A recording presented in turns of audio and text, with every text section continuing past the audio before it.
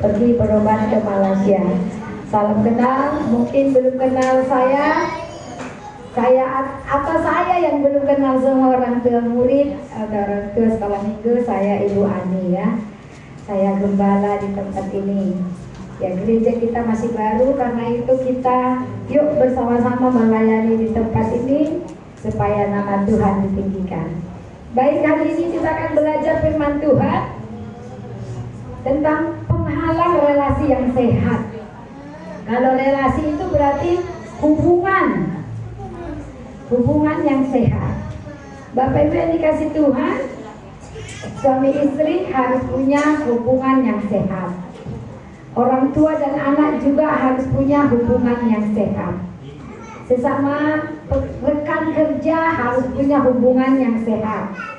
Atasan dan bawahan harus juga punya hubungan yang sehat.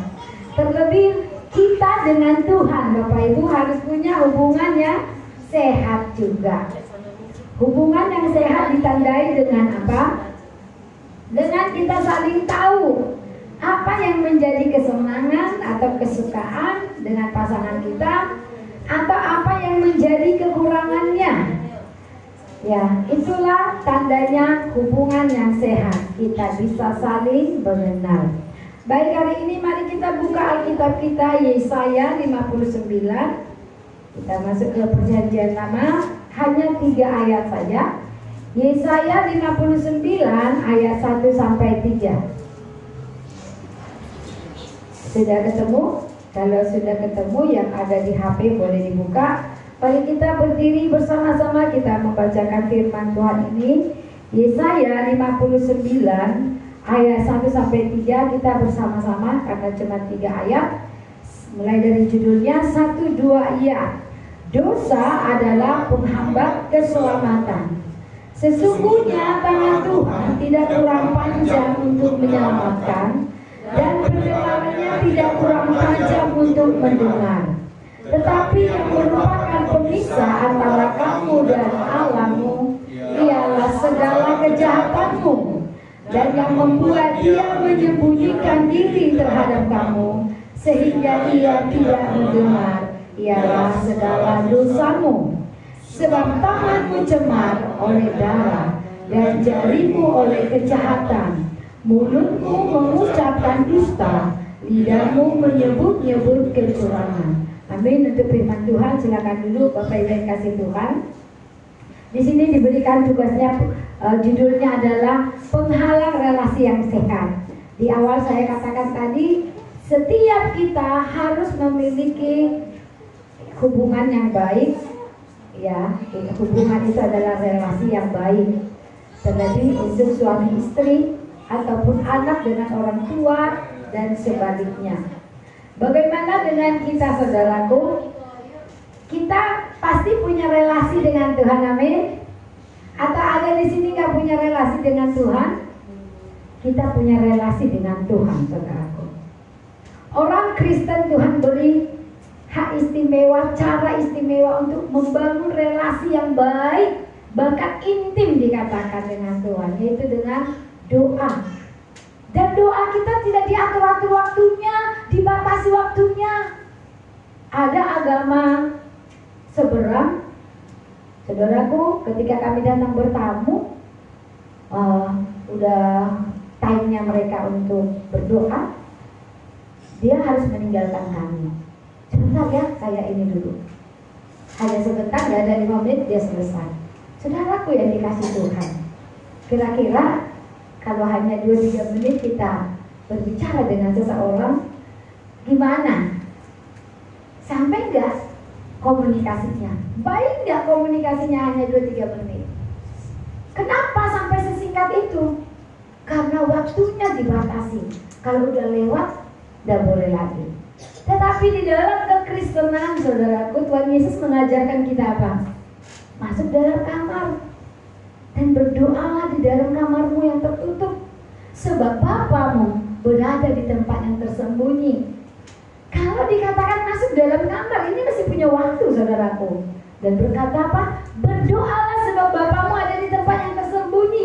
Artinya apa, saudaraku? Artinya waktunya panjang. Tuhan memberikan kita waktu yang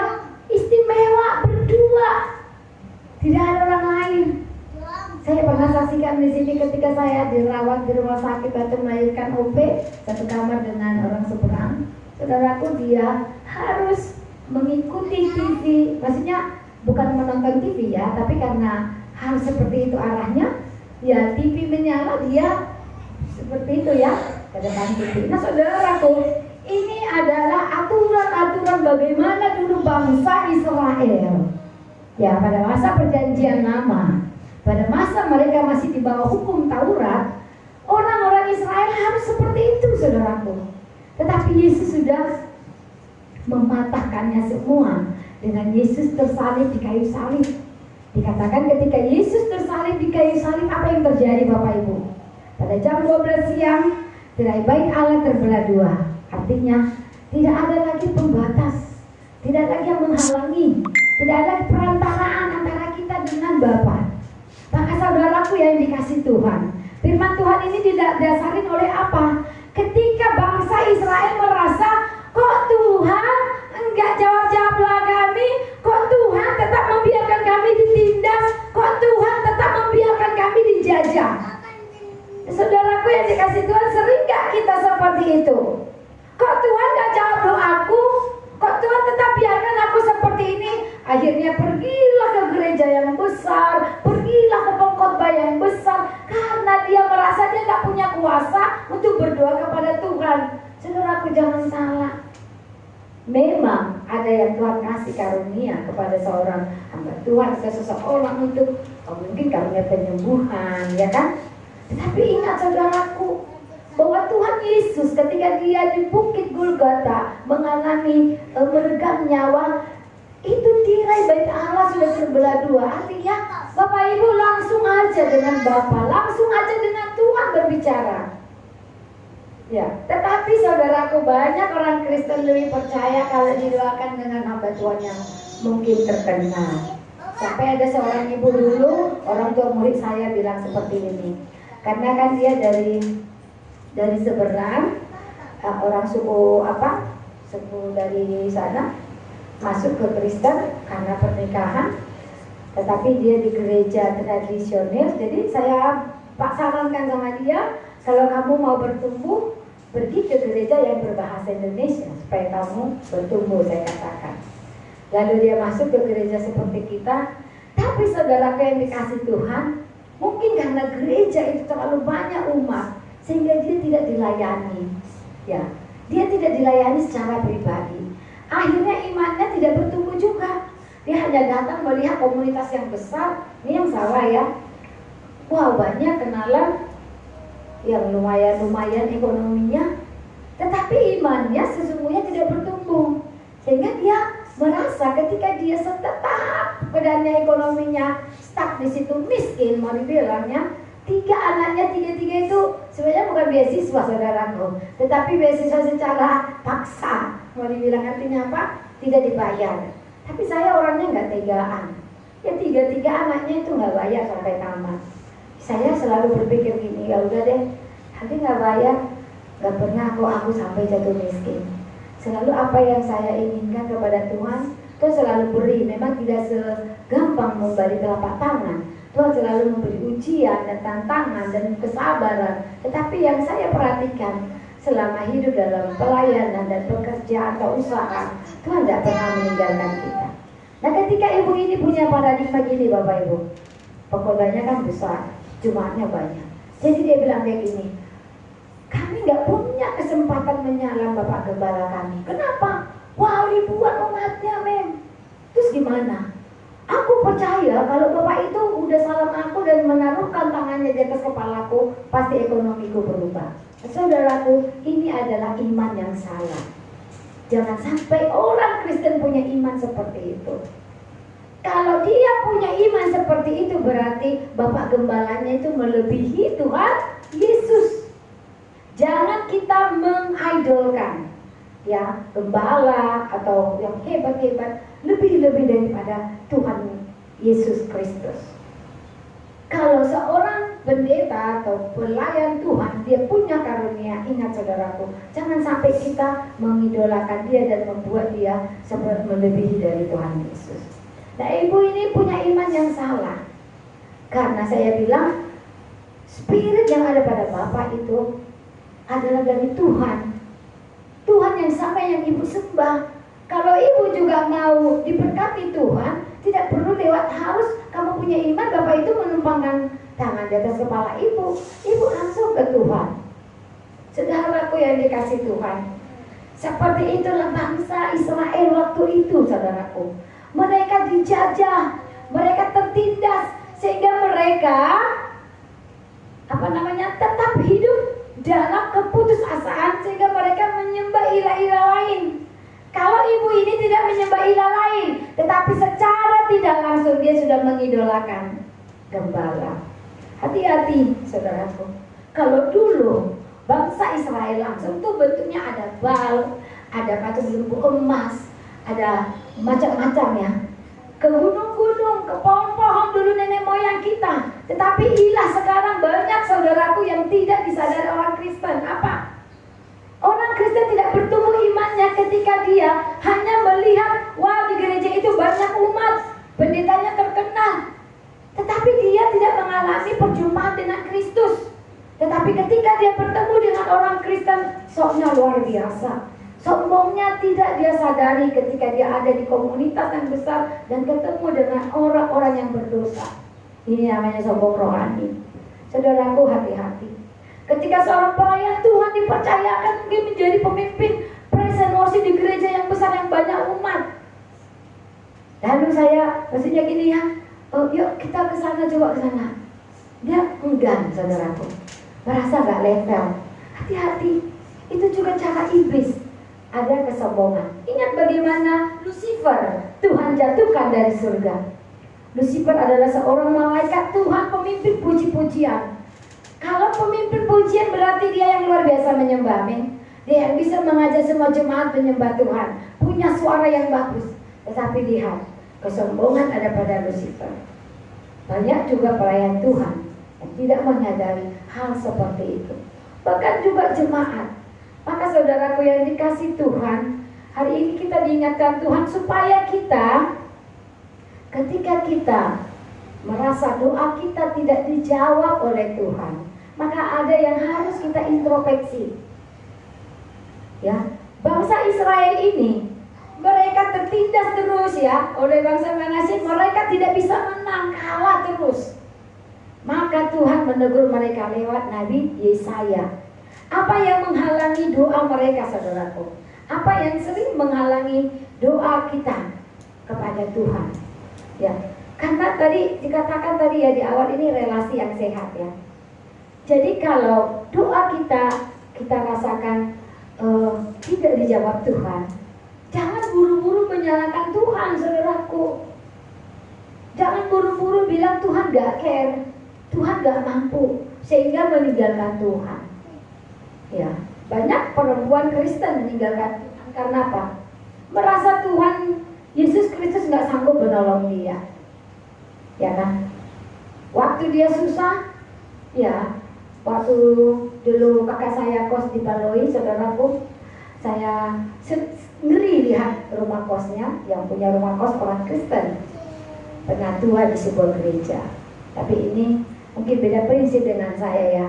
Kadang-kadang saya dibilang orang terlalu kepo, terlalu ngurusin, tapi saya orangnya terus terang. Untuk menjadikan seseorang menjadi guru juga, saya harus lihat kerohaniannya. Baik dia agama seberang ataupun orang Kristen. Ketika kakak saya kos di Balai Kolam itu, saudaraku, kamarnya banyak, ada 20-an. Tapi maaf ya, di dalam kos itu ada yang LGBT, ada yang simpenan, ada yang ya seperti itulah di Nagoya. Ya. Satu kali saya melihat laki-laki kos sama laki-laki tapi papi mami, saudaraku. Ya kan, ganteng-ganteng, kerja di Garuda, kerja di hotel. Kalau lihat dari luar lah keren-keren, putih-putih, badannya tegak-tegak, tapi sampai di kos panggil papi mami. Nah, saudaraku yang dikasih Tuhan, kita harus peka. Ini pekerjaan iblis. Ke gereja enggak? Ke gereja mereka yang Kristen. Apalagi perempuan-perempuan yang menjadi PR di hotel-hotel waktu itu. Saudara, aku ke gereja enggak? Ke gereja. Termasuk dulu kami ada satu perempuan dari suku Batak, dari Sulawesi, satu gereja. Tapi apa yang dilakukan saudara? Setiap Sabtu ada abeknya datang nginap di hotel. Saudaraku yang dikasih Tuhan, ini adalah inilah yang terjadi. Ya, kalau orang bangsa Israel tidak seperti itu, saudara. Kenapa mereka sampai bisa hidup seperti itu? Karena merasa Tuhan Yesus nggak sanggup mencukupi kebutuhannya. Dia rasa apik-apik Malaysia, apik Singapura sanggup memenuhi kebutuhannya, sehingga mereka meninggalkan Yesus. Saudaraku, karena tidak punya relasi yang baik dengan Tuhan. Jadi orang Kristen nggak enak melulu, ya kan? Nggak kaya, makanya jangan salah. Ada teologi yang mengajarkan hidup berkelimpahan. Menjadi orang Kristen hidup berkelimpahan. Yang ditangkap cuma kelimpahan harta, bahagia, harmonis. Salah saudaraku. Berkelimpahan itu juga ketika engkau susah, engkau mampu bersyukur. Ketika engkau dihadapkan dengan banyak tantangan, engkau kuat berdiri. Engkau tidak gampang terpengaruh. Engkau tidak bisa dipatahkan imanmu, saudaraku. Walaupun banyak sekali tantangan, imanmu tetap teguh. Engkau tetap bisa mengucap syukur kepada Tuhan dalam kesusahan. Mungkin hari ini beras tinggal sedikit, tetapi bisa bersyukur kepada Tuhan.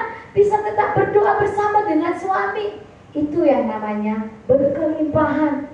Tetapi orang Kristen banyak beranggapan apa? Oh, kelimpahan itu harmonis, maka suami atau istri tidak akan selingkuh. Oh, berkelimpahan itu bisnisku lancar. Sehingga banyak wanita Kristen atau laki-laki Kristen meninggalkan Yesus karena mereka merasa Yesus tidak mampu mencukupi apa yang menjadi kebutuhannya. Karena apa? Karena dia tidak punya hubungan yang baik dengan Tuhan. Pada slide 3 dikatakan di sini, pernahkah Anda melihat permainan yang menguji sepasang kekasih atau dua orang sahabat? Ya kan sering ya, artis-artis ya, dibuat nanti kertasnya. Siapa yang lebih bucin? Dibuat. Siapa yang suka cerewet? Nah, saudaraku, mereka bangga, kita ketawa ketika jawabannya merasa benar gitu. Kenapa mereka bisa tahu apa yang menjadi kekurangan, apa menjadi kelebihan, kesukaan pasangannya? Karena mereka punya relasi yang baik. Saudaraku, bagaimana dengan kita, saudaraku? Bagaimana hubungan kita dengan Tuhan? Apakah kita mengetahui kesukaannya Tuhan? Ya, tahu nggak kita kesukaan Tuhan bagi hidup kita? Banyak orang Kristen nggak tahu, sehingga itu tadi yang anak muda meninggalkan Tuhan, yang orang yang udah jadi orang Kristen tapi menjadi sombong. Saudaraku, apa yang menjadi kesukaan Tuhan dalam hidup kita harus kita tahu. Yaitu karena itu makanya kita harus memiliki relasi yang sehat dengan Tuhan. Yang pertama yang harus kita hindarin apa? Yang pertama adalah kejahatan dan dosa. Ini harus kita hindari kalau kita mau doa kita dijawab Tuhan. Tadi kan backgroundnya, latar belakang dari bangsa Israel ini pada Yesaya 59 ini adalah kenapa mereka terus kalah, kenapa mereka terus di dalam peperangan, kok Tuhan gak bela-bela, kok Tuhan gak dengar doa kami gitu loh. Jadi karena mereka ternyata adalah kejahatan dan dosa itu yang mereka lakukan. Pada ayat 2 dikatakan, tetapi yang merupakan pemisah antara kamu dan Allahmu ialah segala kejahatanmu, dan yang membuat dia menyembunyikan diri terhadap kamu sehingga ia tidak mendengar ialah segala dosamu. Jadi kalau ada doa kita yang belum dijawab oleh Tuhan, maka kita periksa diri kita. Apakah masih ada kejahatan dan dosa yang kita simpan, bahkan yang menjadi kebiasaan? Ya, orang Kristen masih banyak, saudaraku, orang Kristen menyimpan, melakukan kebiasaan buruk. Contohnya, Orang Kristen di dalam pekerjaan, melakukan pekerjaan, mungkin dia mencuri, benda bekas saja, saudaraku, itu kita nggak boleh. Dulu ingat di Muka Kuning masa-masa jaya-jayanya, ada tetangga kami sampai dimasukkan penjara. Kenapa? Dia mencuri barang bekas. Pertama nih, barang bekas kayak timah-timah lah, mungkin seperti itu ya kan, yang guntingan-guntingan. Lama-lama saudaraku, iblis itu gak mau gratis. Iblis itu gak mau sampai kamu cukuplah 1 bulan dapat 1 juta. No, iblis itu mau semakin kita serakah. Lama-lama apa yang dilakukan bapak ini? Benda yang bagus pun dibuat menjadi rongsokan, sehingga setiap bulan 10 juta dia dapat dari barang-barang bekas. Memang setiap keluar dari security mereka dicek ya kan, tapi kan bilang barang bekas. Saudaraku yang dikasih Tuhan, ke gereja enggak? Ke gereja, penatua, suami istri pemain musik. Saudaraku ingat, apalagi yang melayani Tuhan, lebih luar biasa lagi pertanggungjawabannya nanti. Saudaraku, ada mungkin dia tidak menyadari bahwa ada doanya yang nggak dijawab Tuhan karena dia merasa berkelimpahan. Tetapi ingat, bangsa Israel dibiarkan Tuhan menderita, kalah terus perang karena mereka melakukan kejahatan dan dosa. Nah, mereka putus asa ya kan. Sampai dikatakan pada Yesaya ayat 1 di atas dikatakan, sesungguhnya tangan Tuhan tidak kurang panjang untuk menyelamatkan, dan pendengarannya tidak kurang tajam untuk mendengar. Jadi Bapak Ibu yang dikasih Tuhan, tidak ada yang tidak sanggup Tuhan lakukan dalam hidup kita. Apalagi untuk memberkati saudaraku kecil, kata Tuhan. Jadi tangan Tuhan gak kurang panjang untuk menolong bangsa Israel ini, untuk menyelamatkan mereka. Bahkan telinganya dikatakan tidak kurang tajam untuk mendengar doa mereka. Tetapi karena bangsa Israel masih tetap menyembah Baal, mereka masih tetap berbuat dosa. Mereka beribadah tapi tetap berbuat dosa. Orang Kristen ada gak seperti itu? Banyak saudaraku, banyak. Makanya sedih kalau mau lihat. Kadang-kadang saya berpikir begini, mengingat bahwa masa muda saya dulu sangat terobsesi menjadi misionaris. Makanya waktu mau dikirim ke Bandung itu, hanya karena saya punya kredit rumah 2, saya nggak mau. Harusnya saya sudah jadi misionaris, karena kami ada 5 orang dipilih waktu itu. Saudara yang dikasih Tuhan, ternyata nggak perlu jauh-jauh untuk menginjil, saudaraku. Orang Kristen sendiri pun masih banyak harus kita injili, karena mereka belum mengalami namanya kelahiran kembali. Kristen hanya menjadi agama, tetapi mereka dikatakan kejahatan dan dosa dilakukan. Bangsa Israel ini siapa? Bangsa pilihan Tuhan, bangsa yang dikasihi Tuhan. Dari segitu banyak bangsa-bangsa, dari segitu banyak suku-suku, tetapi lihatlah betapa Tuhan sangat luar biasa memilih bangsa ini. Tetapi mereka dikatakan masih berbuat jahat dan berbuat dosa. Saudaraku yang dikasih Tuhan, lihat diri kita. Apakah kita masih melakukan kebiasaan dosa, saudaraku? Kejahatan dan dosa adalah penghalang terbesar hubungan orang percaya dengan Tuhan. Maka gak bisa kita bilang, saudaraku, kadang-kadang ini ya, ada satu keluarga ini, maaf ya, belum diberkat gereja, hidupnya pada kerja keras, saudaraku, utang panting semua dikerjain, tetapi selalu gak bisa mencapai sukses gitu loh. Selalu di tengah jalan kerja di perusahaan ini, wah kayaknya dia diberkati gitu, tapi semu. Habis itu pindah lagi. Kenapa, saudaraku? Karena hidup pernikahannya masih di dalam dosa dan kejahatan. Maka kalau dikatakan firman Tuhan ini, Tuhan gak bisa memberkati kita kalau kita masih melakukan dosa dan kejahatan. Perzinahan ya belum menikah tetapi hidup bersama tanpa ikatan yang kudus dari Tuhan, itu dosa dan kejahatan. Maka Tuhan gak bisa berkati. Ya walaupun mungkin dia mendapatkan uang, tetapi itu tidak berkat dari Tuhan.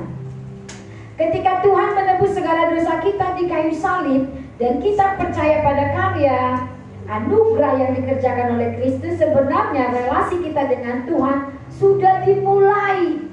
Jadi yang memulai relasi itu adalah siapa? Tuhan. Tuhan yang punya kehendak, saudaraku, supaya kita menjadi orang percaya, bukan kita. Maka seperti Salma Vina itu ya bilang apa? Bukan aku yang memilih, tetapi Tuhan yang memilih aku. Maka kita, saudaraku, sebagai orang Kristen harus punya prinsip seperti itu. Tuhan yang memilih aku. Nah kalau Tuhan yang udah memilih kita, boleh gak suka-suka? Enggak. Karena Tuhan melihat kita spesial, saudaraku, daripada yang orang lain. Kenapa mereka gak dipilih Tuhan? Maka jangan buang iman kita. Jangan kita menjadi orang Kristen yang tidak bertumbuh. Jangan menjadi orang Kristen yang KTP. Karena ingat, saudaraku, kalau kita hari ini ada di sini menjadi orang percaya, bukan karena kita, tetapi karena Tuhan yang memilih. Maka dikatakan tadi di sini, Tuhan yang memulai relasi itu. Tuhan yang ingin kita datang kepadanya. Tetapi relasi itu akan kembali rusak ketika seorang percaya melakukan apa yang tidak Tuhan kehendaki. Orang percaya, saudaraku, bukan orang di luar Tuhan. Kalau orang di luar Tuhan, itu gak ada hubungannya dengan Tuhan. Kalau kita lihat, wah orang sana begitu kok kaya, jangan ikut, saudaraku. Ingat, kita ini orang percaya, kita berbeda, kita udah dipilih Tuhan. Jadi harus bangga dong menjadi orang Kristen, amin. Harus bangga, saudaraku. Jangan lihat orang-orang sana yang kaya-kaya, yang punya toko, punya hotel, punya mobil mewah, tetapi dia tidak punya Tuhan. Justru kita harus apa? Tangisi mereka, doakan mereka, supaya satu saat ada hamba Tuhan yang boleh Tuhan pakai untuk menginjili mereka. Karena sesungguhnya Tuhan sudah memulai relasi itu. Relasi dimulai Tuhan. Ketika Adam dan Hawa jatuh ke dalam dosa, udah putus. Tetapi Tuhan Yesus, saudaraku, memulainya lagi. Maka saudaraku yang dikasih Tuhan, jangan sampai kita seperti Esau dan Yakub. Ingat bagaimana kisahnya Esau dan Yakub, anak kembar. Tetapi Esau menjual hak kesulungannya kepada Yakub. Kenapa? Karena dia sembrono. Karena dia tidak menghargai dirinya sebagai anak sulung. Maka saudaraku, pesan Tuhan hari ini bagi kita, hargai. Kita menjadi orang percaya, amin. Jangan buang iman. Jangan sia-siakan iman seperti Esau, hanya dengan semangkuk bubur kacang merah. Saudaraku yang dikasih Tuhan, kenapa? Hak kesulungan itu sangat penting. Siapa di antara kita di sini anak yang paling besar, yang paling sulung? Boleh angkat tangan. Saudaraku, berbahagia menjadi anak sulung. Saya sangat diberkati ketika siapkan firman ini, karena Tuhan memberkati keturunan itu pada anak sulung. Maka anak sulung itu hati-hati, saudaraku. Anak sulung itu harus menjadi role model untuk adik-adiknya, karena berkat itu mengalir keturunan itu kepada anak sulung. Saudaraku yang dikasih Tuhan, itu makanya anak di luar nikah, saudaraku. Dan kalau anak di luar nikah biasanya pasti anak sulung ini adalah anak haram, ya kan? Maka orang tuanya itu di dalam firman Tuhan harus minta maaf ke anak, dan anak itu harus harus dimurnikan lagi, saudaraku, supaya hak sulung itu Tuhan berikan. Jadi hak sulung itu diberi berkat itu diberikan kepada anak yang sulung. Maka anak yang sulung itu sebenarnya adalah anak perjanjian, keturunan. Maka bagi anak orang Kristen yang belum nikah kudus, mari diteguhkan, saudaraku, supaya berkat anak sulung itu Tuhan berikan. Kita lanjut slide-nya. Yang kedua, tangan yang cemar. Pada ayat 3a dikatakan, sebab tanganmu cemar oleh darah dan jarimu oleh kejahatan. Bagaimana Kain dan Habel, saudaraku? Kain dan Habel juga kakak beradik, tetapi Kain membunuh adiknya Habel. Tangannya cemar. Orang yang tangan cemar juga Tuhan gak bisa berkati, dan doanya tidak sampai ke telinga Tuhan, karena ada yang menghalangi. Dosa itu gak bisa tembus kalau kita berdoa, kalau ada masih dosa yang menghalangi, saudaraku. Gak bisa, karena Tuhan itu gak bisa, dosa itu sangat dibenci Tuhan. Maka kalau orang yang berbuat dosa, seberapa hebat pun doanya, ya, saya pernah sampaikan di sini, orang yang masih hidup di dalam dosa, seberapa hebat pun melayani, saudaraku, dia gak jadi berkat. Bahkan dia sedang menghujat Tuhan, saudaraku. Maka kalau dalam pernikahan masih belum beres, itu makanya pelayan altar itu hidupnya harus dulu beres, saudaraku. Tangan cemar, ya. Kain dan Habel melakukan Kain membunuh adiknya Habel, saudaraku. Tangannya dicemarkan. Padahal mereka itu Kain adalah anak sulung. Bagaimana Tuhan memberkati dia? Maka keturunannya Kain itu susah, saudaraku. Mereka dikatakan tukang besi di kota-kota dan menjadi budak. Bisa diberkati Tuhan. Kita lihat slide-nya.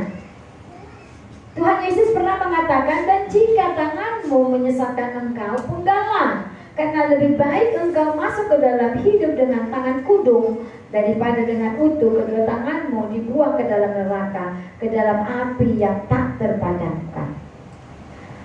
Artinya, saudaraku yang dikasih Tuhan, jangan kita membawa persembahan yang cacat kepada Tuhan. Jangan kita membawa perpuluhan kita dari hasil mencuri, merampok, atau perbuatan yang tidak benar. Adakah orang Kristen yang melakukan itu? Ada.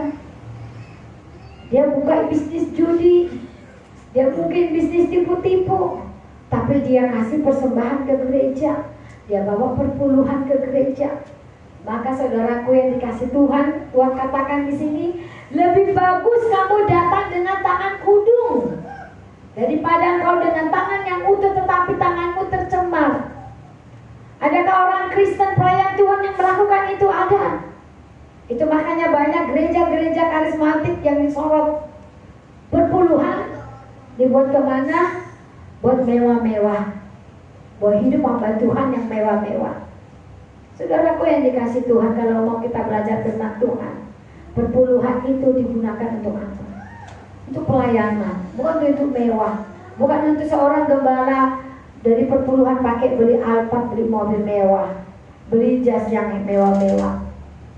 Salah, saudaraku. Jika satu saat gereja ini besar, saya rindu, saudaraku. Saya percaya Tuhan akan memberkati kita untuk membuat gereja ini besar. Artinya bukan gedung, ya. Saya selalu punya mimpi bukan gedung yang besar, tetapi jiwa yang banyak, saudaraku. Bagaimana kita bisa mengalami multiplikasi, berlipat gandaan, setiap kita memberkati yang kekurangan, setiap kita memberkati yang kekurangan. Itu mimpi saya, saudaraku. Bukan gedung yang besar, tapi bagaimana satu hari nanti kita yang hadir hari ini membawa 10 jiwa, 10 jiwa, 10 kali 10 udah 100, saudaraku.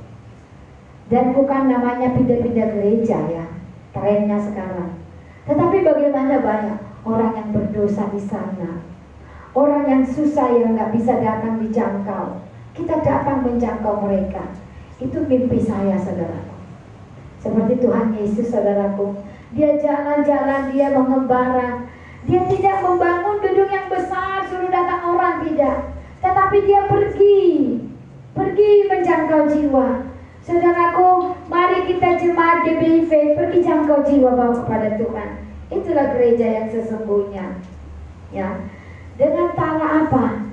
Jangan dengan tangan yang cemar engkau berkati mereka. Kalau kita mau memberkati saudara kita yang kekurangan, jangan dari hasil uang menipu, jangan dari hasil uang mencuri, tetapi dari uang yang benar. Ya, Tuhan gak mau kita membawa perpuluhan persembahan kita dengan hasil yang tidak benar, saudaraku. Artinya kita harus menjaga tangan dan seluruh tubuh kita agar tidak tercemar melakukan dosa. Jangan mencuri. Ya, ada di perusahaan saudaraku, dulu saya kerja sebagai manajer purchasing. Saya banyak sekali tantangan, makanya saya dikatakan, aduh lu nih, cuma lu aja yang purchasing, gak kaya. Benar saudaraku. Kalau saya mau kaya, udah kaya. Dan tadi saya berpikir, kalau saya kaya, habis itu saya masuk penjara. Ya, saya manajer purchasing 8 tahun. Setiap minggu saya harus membayar minimal 3M belanja saudaraku. Ya, 3M itu paling dikit. Saya mau beli barang di mana itu suka saya, karena saya yang memutuskan beli di mana. Saya mau bikin nota, ecek-ecek kata orang, karena tinggal saya bikin budgetnya, bos saya tinggal saya tulis cek, baik BG ataupun cek, baik rupiah atau dolar, bos tinggal tanda tangan, dia approve semua pengajuan saya setiap minggu.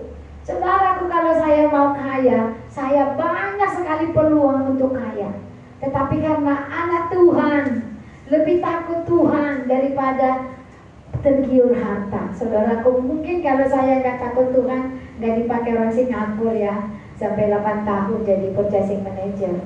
Cuma tamat SMA, saudaraku.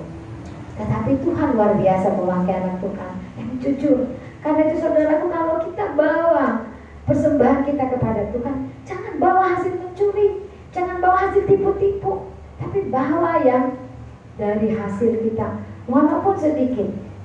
Ya, amin saudaraku. Jadi artinya menjadi orang Kristen saudaraku, ketika kita diberikan pekerjaan, lakukan dengan jujur. Karena banyak juga orang yang kerja di gudang, ada yang kerja di gudang, bekerja sama dengan bagian admin, mencuri, kata barang keluar berapa, bisa kerja nota. Lo saya aja nih bos ya, kalau belanja toko itu langsung ngomong gini, misalnya saya beli kipas angin ini berapa? 300.000. Bu, nota mau dibuka berapa? Nah, itu langsung lo seperti itu. Berarti ketahuan kan? Nota mau dibuka berapa? Oh, buka sebenarnya aja sekolah-sekolah saya. Iya kan, jadi kan gitu. Saudaraku yang dikasih Tuhan, kita nggak tahu yang lain. Tetapi ingat saudaraku, Tuhan tidak berkenan kepada persembahan yang dibawa dengan tangan yang cemar. Jadi dulu bangsa Israel itu nggak boleh bawa kambing yang kakinya pengkor, yang burung udah mau mati, peokon kata orang Batak, ayam, yang makanya binatang yang mati nggak boleh. Harus bawa yang sehat, ya, untuk dibawa persembahan kepada Tuhan. Artinya apa? Hidup kita jangan cemar. Hidup kita ini tempat bait Roh Kudus. Maka ketika kita datang ke gereja, walaupun tadi kita dengan beban yang banyak, saudaraku yang dikasih Tuhan, mari kita belajar memberikannya kepada Tuhan, terbuka di hadapan Tuhan. Jangan kita datang ke gereja sebenarnya sudah membawa kebencian kepada suami, pulang juga dari gereja tetap benci kepada suami. Itu namanya kita membawa tangan yang cemar dan pulang juga dengan tangan yang cemar. Tetapi tadi mungkin dari rumah kita bergumul dengan suami, mungkin ada masalah. Maka belajar saudaraku jujur kepada Tuhan, supaya Tuhan memberi kekuatan kepada kita untuk mengampuni. Saudaraku yang dikasih Tuhan, rahasia diberkati Tuhan suami istri adalah nomor 1 itu apa? Seperti Sarah dan Abraham, saudaraku. Mengapa Sarah dan Abraham sudah tua pun masih diberkati Tuhan, diberi kepercayaan untuk memiliki anak Ishak? Pada kisah firman Tuhan, kuncinya mereka itu adalah mesra, saudaraku. Suami istri itu harus mesra. Mesra itu punya relasi yang baik. Itu kuncinya, saudaraku. keluarga rumah tangga diberkati Tuhan. Suami istri saling menghargai. Maka ketika kita punya tantangan, punya pergumulan dengan suami, kita belajar membawa kepada Tuhan. Kalau hari ini kita datang ke gereja ada pergumulan, mari belajar terbuka kepada Tuhan. Saudaraku, jangan punya prinsip ini ya, Tuhan tahu apa isi hatiku, tapi gak pernah mengungkapkan kepada Tuhan, itu juga salah. Sebab Tuhan ingin mendengar kita berbicara, saudaraku. Benar memang, seperti firman Tuhan tadi katakan, bahwa telinga Tuhan tidak kurang tajam mendengarkan doa kita. Artinya gak ngomong pun kita Tuhan tahu. Tetapi ingat, Tuhan ingin mendengar suara kita. Tuhan ingin mendengar engkau menangis. Tuhan ingin melihat engkau remuk hati. Maka firman Tuhan berkata, Tuhan dekat kepada orang yang remuk hati. Ya kan? Tuhan dekat kepada orang yang remuk hati. Saudaraku yang dikasih Tuhan, seberapa banyak kita ketika kita menyadari dosa kita, kita remuk hati kepada Tuhan. Atau kita hanya merasa itu biasa aja. Orang yang merasa itu biasa saja, ingat, tanda tanya, apakah Roh Kudus ada pada hidup dia? Ketika suatu saat ada seorang pemuda, maaf kata ya, ketika pacaran sudah jauh. Nah ini kebiasaan di perantauan, akhirnya pulang ke kampung, tidak ada konseling pernikahan, saudara. Apalagi gereja seperti kami, gereja tradisional, pulang dari kampung sampai nggak cuma diletakkan yang laki-lakinya tidur di rumah sintua atau penatua, yang perempuan di rumah ibunya, seperti itu ya. Saudara, aku banyak sekali yang pulang dari perantauan ini. Maaf kata, kalau di gereja tradisi kan tidak boleh sudah hamil diberkat gitu ya. Tapi banyak mereka melakukan kebohongan gitu.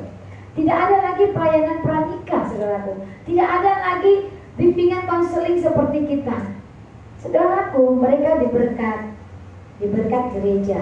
Tapi ingat, itu kan ada kebohongan yang disembunyikan dia. Dia sebenarnya sudah hamil ataupun rusak, dan itu tidak pernah diputuskan. Ketika dia kembali ke Batam dan tetap di gereja seperti itu, percayakah saudara bahwa pernikahannya sudah menghapus dosanya? Tidak ya. Ingat saudaraku, engkau melayani, engkau datang perpuluhan, tetapi engkau melakukan dosa, engkau tidak pernah mengaku kepada Tuhan, engkau tidak bertobat. Ingat, dosa itu tetaplah dosa. Dosa itu tetap tercatat. Maka Tuhan Yesus datang kepada manusia berkata, walaupun dosamu merah seperti kermiji, ya, akan menjadi putih seperti salju, asalkan apa? Bertobat dan tidak melakukan lagi. Jadi kalau bertobat bukan hanya tindakannya yang berubah, tetapi mengaku dengan mulut kepada Tuhan. Makanya sebelum pernikahan di gereja harus ada konseling. Tetapi banyak orang Kristen yang pulang kampung seperti itu, merasa dia tidak berdosa lagi. Salah, saudaraku. Maka berkat untuk anak yang sulung tadi kasihankan. Dia bukan menjadi keturunan ilahi, sekalipun dia adalah orang Kristen. Kecuali suatu saat anak tadi nanti memang bertemu dengan Tuhan dan mengalami kelahiran kembali. Saudaraku yang dikasih Tuhan, menjadi orang Kristen itu, orang mungkin hanya berpikir, udah kawin gereja. Salah, saudaraku. Jadi ingat saudaraku yang dikasih Tuhan, ketika mungkin dulu pernikahan saya belum kenal Bapak Ibu semua, tetapi misalnya ada seperti itu, saudaraku harus dibereskan, supaya hak kesulungan itu Tuhan berikan kepada anak yang paling besar. Pernikahan yang belum diteguhkan harus diteguhkan. Anak diserahkan supaya hak kesulungan, berkat kesulungan itu Tuhan limpahkan dan dia menjadi keturunan ilahi. Jangan kita sampai mati nanti kita gak pernah mengaku dosa itu. Ingat bahwa keturunanmu itu bukan keturunan ilahi. Engkau hanya punya agama di dalam Kristen ketika di dunia. Saudaraku yang dikasih Tuhan, ini firman Tuhan hari ini memang mengajar kita untuk bagaimana anak muda ini nanti memulai hubungan dan bagaimana rumah tangga yang ada seperti itu harus diperbaiki supaya berkat hak kesulungan itu Tuhan berikan kepada kita. Karena saudaraku yang dikasih Tuhan, kalau kita menjadi orang Kristen, tadi dikatakan itu keinginannya Tuhan. Dan berkat dicurahkan kepada anak yang sulung, saudaraku. Dan anak yang sulung ini adalah, mereka adalah keturunan ilahi, ya. Bukan seperti anak-anak orang yang tidak kenal Tuhan, saudaraku. Maka mereka punya hak yang sangat istimewa yang Tuhan berikan. Yang ketiga, saudaraku, mulut yang berdusta dan curang. Ayat 3b, mulutmu mengucapkan dusta, lidahmu menyebut-nyebut kecurangan. Saudaraku yang dikasih Tuhan, sering sekali tanpa kita sadari, mulut kita ini menjadi batu sandungan. Kalau sekarang gak mulut lagi apa? Jari, ya kan? Jarimu harimau gara-gara Facebook atau WA, ya enggak? Sering kita baca postingan-postingan orang yang berantem gitu kan?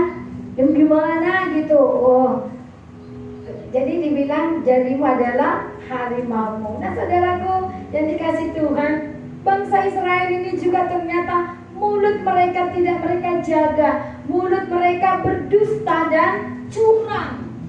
Yakobus mengatakan, sebab kita semua bersalah dalam banyak hal. Barang siapa tidak bersalah dalam perkataannya, ia adalah orang sempurna yang dapat juga mengendalikan seluruh tubuhnya. Tapi saudaraku, adakah di antara kita yang sempurna?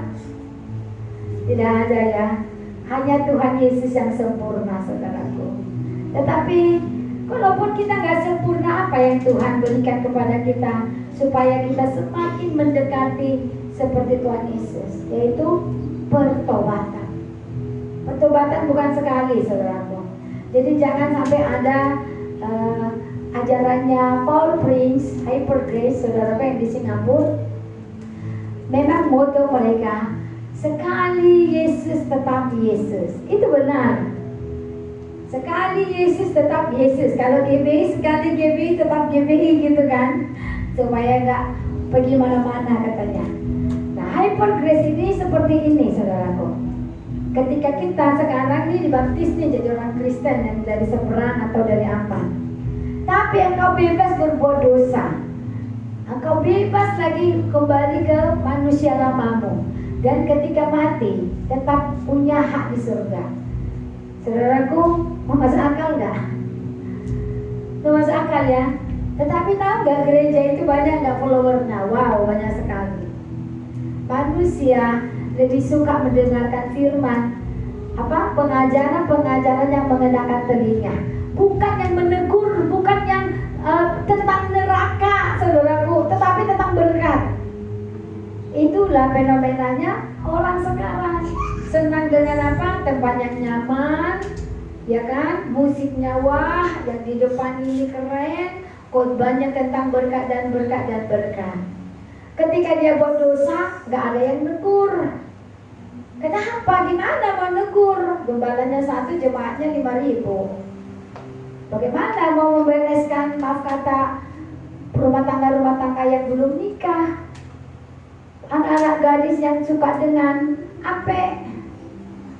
Gak bisa ditegur, saudaraku, karena terlalu banyak. Dan dibalik itu jemaat bersembunyi. Saudara, orang Kristen banyak seperti itu, ya. Jadi itu yang menghalangi doa kita gak dijawab Tuhan. Saudaraku, mulut kita, jari kita. Mulut adalah anggota tubuh yang paling sulit dikendalikan. Seluruh dusta adalah dosa di mata Tuhan. Begitu juga dengan kecurangan. Kita harus mengendalikan mulut agar setiap perkataan yang keluar darinya dapat menjadi berkat dan memuliakan Tuhan. Saudaraku yang dikasih Tuhan, kita belajar bahwa ketika kita pun suka berdusta, maka dikatakan Tuhan tidak bisa memberkati kita, saudaraku. Doa kita nggak bisa sampai ke telinga Tuhan kalau hidup kita masih penuh dengan dusta dan curang, saudaraku. Curang ini bagaimana? Ya mungkin kita bekerja tidak benar, kita mencurangi bos kita, atau kita mencurangi teman atau anak buah kita. Itu juga nggak bisa Tuhan mendengarkan doa kita. Saudara yang dikasih Tuhan, ini kenapa begitu firman Tuhan ini Tuhan menegur ada 3 hal harus kita hindari. Karena apa? Karena sebenarnya ada berkat besar yang akan diterima oleh orang-orang Kristen, saudaraku. Dan itu yang pertama tadi, bahwa keturunanmu adalah keturunan ilahi. Saudaraku, orang seberang, agama lain, ataupun orang Kristen mau saya bilang, tetapi seperti tadi ya, pernikahannya seperti itu, dan hidup mereka tidak di dalam Tuhan, maka turunan mereka tidak dikatakan turunan ilahi. Dan berkat untuk anak yang sulung tidak ada bagi mereka. Nah, saudaraku yang dikasih Tuhan, memang Tuhan Yesus mati untuk semua manusia, bukan hanya untuk orang yang baik, orang yang tidak berdosa, tetapi justru Tuhan Yesus mati untuk kita orang berdosa. Tetapi ingat, seberapa banyak kita yang merespon. Karena itu, maka ketiga hal ini biar menjadi warning bagi kita, supaya ketika kita punya pergumulan, punya doa kepada Tuhan, walau ketika Tuhan belum menjawab, Tuhan belum memberikan apa yang kita gumulkan, ingat saudaraku, kita introspeksi diri kita. Kita lihat apakah ketiga hal ini masih kita lakukan. Apakah kita masih berdosa dan melakukan kejahatan? Apakah tangan kita masih cemar? Atau apakah mulut kita masih culas dan curang? Baru kita lihat, oh aku ini. Maka dibutuhkan pertobatan yang setiap hari bagi kita, saudaraku. Tuhan sanggup menolong kita. Tangannya tidak kurang panjang dan kuasanya tidak pernah lemah. Kuasa Tuhan tidak pernah berkurang. Kuasa Tuhan tidak pernah membatasi untuk menolong kita. Apapun yang menjadi pergumulan kita, baik ketika kita sakit, baik dalam ketika ekonomi kita lagi susah, baik mungkin hubungan rumah tangga yang tidak akur, yang tidak baik, baik mungkin kita bergumul kepada anak-anak kita. Ingat saudaraku, bahwa kuasa Tuhan tidak pernah berubah. Kuasa Tuhan tidak ada yang bisa membatasi. Kuasa Tuhan dan kasih Tuhan tidak pernah lepas dari hidup kita, orang-orang percaya. Karena itu mari kita hidup untuk Tuhan, kita hidup melayani Tuhan. Ketika kita dipercayakan untuk melayani di gereja ini, ataupun di sekolah, ataupun di pos PI, ingat saudaraku, mari kita melakukannya, jangan bercacat. Pelayanan berikan yang terbaik, hati yang terbaik, waktu yang terbaik. Karena firman Tuhan tadi katakan, pekerjaan tangan kita nggak boleh cacat celah, saudaraku. Hati yang terbaik kita bawa kepada Tuhan pagi ini, amin saudaraku. Bawa hati yang terbaik kepada Tuhan, bawa waktu yang terbaik untuk Tuhan. Berikan waktu intim dengan Tuhan di rumah, saat teduh dengan Tuhan, saudaraku. Bukan saat teduh hanya 5 menit, tetapi kapan waktu mungkin suami sudah tidur atau anak sudah tidur, mari berbicara kepada Tuhan, terbuka kepada Tuhan. Sebab itu yang Tuhan rindu, saudaraku, supaya relasi kita menjadi relasi yang sehat dengan Tuhan. Tuhan mengenal kita dan Tuhan tahu apa yang menjadi kerinduan Tuhan bagi hidup kita. Amin untuk firman Tuhan. Mari pemusik.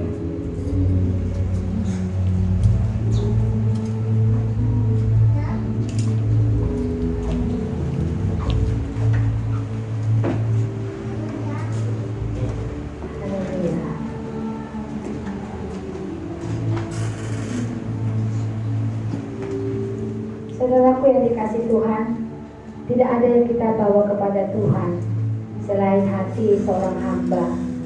Tidak ada yang kita bawa ketika kita lahir ke dunia ini selain kita bayi yang penuh dengan dosa, saudaraku. Ingat, kita bukan bayi murni yang kudus yang lahir ke dunia ini, sebab dosa dari Adam dan Hawa telah kita bawa. Karena itu saudaraku yang dikasih Tuhan, mari rindukan waktu kau lahir ke dunia ini, engkau membawa dosa warisan dari